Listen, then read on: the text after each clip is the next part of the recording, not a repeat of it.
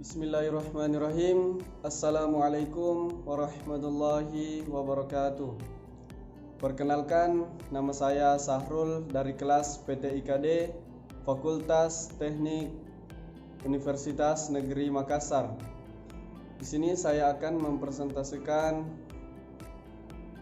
mata kuliah pengantar ilmu komputer, yang dimana materinya yaitu mengenai pengantar basis data. Adapun pokok-pokok pembahasannya, yang pertama yaitu basis data, yang kedua 3 tingkatan arsitektur basis data ANSI Spark, 3 bahasa dalam DBMS, yang keempat model data, yang kelima fungsi DBMS, yang keenam komponen DBMS, dan yang ketujuh arsitektur DBMS multi-user.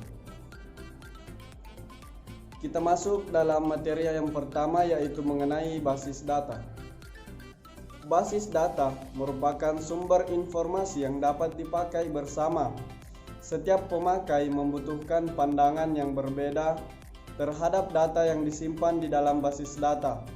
Untuk memenuhi kebutuhan tersebut, terdapat arsitektur komersial DBMS yang didasarkan pada perluasan arsitektur yang disebut sebagai arsitektur ANSI Spark. Tujuan utama dari sistem basis data adalah menyediakan pemakai melalui suatu pandangan abstrak mengenai data dengan menyembunyikan detail dari bagaimana data disimpan dan dimanipulasikan. Materi yang kedua yaitu mengenai 3 tingkatan arsitektur basis data ANSI Spark. Ada 3 tingkat dalam arsitektur basis data yang bertujuan membedakan cara pandang pemakai terhadap basis data dan cara pembuatan basis data secara fisik. 3 tingkatan arsitektur basis data yaitu yang pertama tingkatan eksternal atau external level. Tingkat eksternal merupakan cara pandang pemakai terhadap basis data. Yang kedua yaitu tingkat konseptual atau conceptual level. Tingkat konseptual merupakan kumpulan cara pandang terhadap basis data. Yang ketiga, tingkat internal atau internal level. Tingkat internal merupakan perwujudan basis data dalam komputer. Selanjutnya, materi yang ketiga yaitu mengenai bahasa dalam DBMS.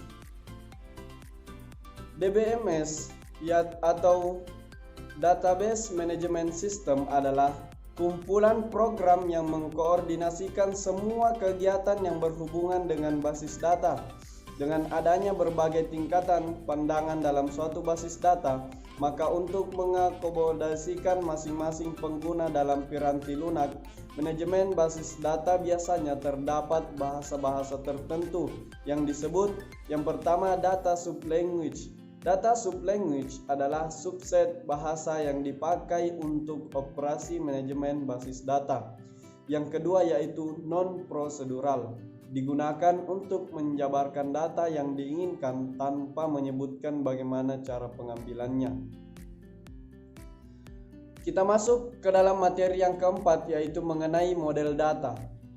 Model data adalah kumpulan konsep yang terintegrasi yang menggambarkan data, hubungan antara data dan batasan-batasan data dalam suatu organisasi. Fungsi dari sebuah model data untuk mempresentasikan data sehingga data tersebut mudah dipahami.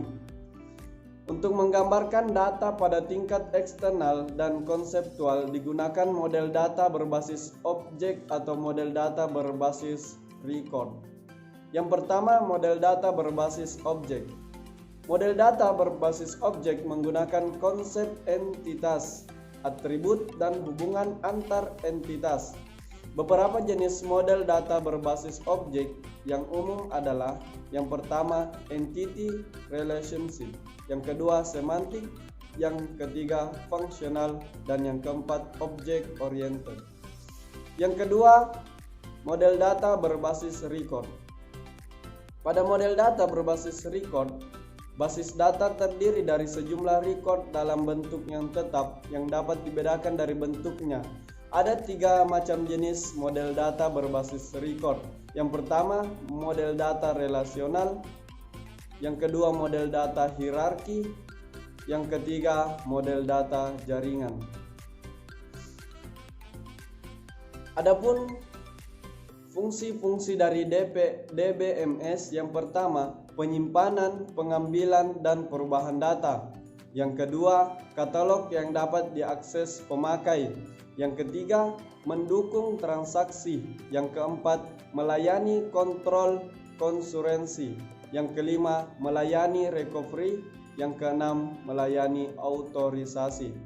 Adapun komponen dari DBMS, yang pertama yaitu authorization control, yang kedua command processor, yang ketiga integrity check, yang keempat query optimizer, yang kelima transaction manager, yang keenam schedule,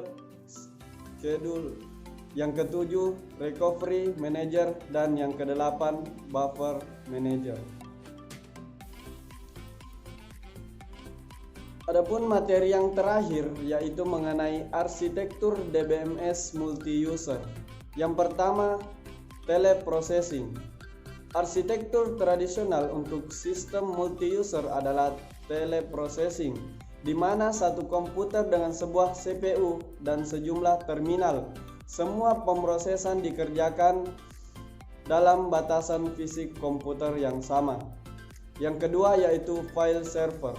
Proses didistribusikan ke dalam jaringan sejenis LAN atau Local Area Network. File server mengendalikan file yang diperlukan oleh aplikasi dan DBMS. Yang ketiga yaitu client server. Untuk mengatasi kelemahan arsitektur di atas, maka dikembangkan arsitektur client server. Client server menunjukkan cara komponen software berinteraksi dalam bentuk sistem. Dan yang terakhir yaitu data dictionary. Data dictionary adalah tempat penyimpanan informasi yang menggambarkan data dalam basis data. Data dictionary biasa disebut juga dengan metadata atau data mengenai data. Mungkin itulah yang sempat saya sampaikan. Kurang dan lebihnya mohon dimaafkan. Wabillahi taufiq wal hidayah. Wassalamualaikum warahmatullahi wabarakatuh.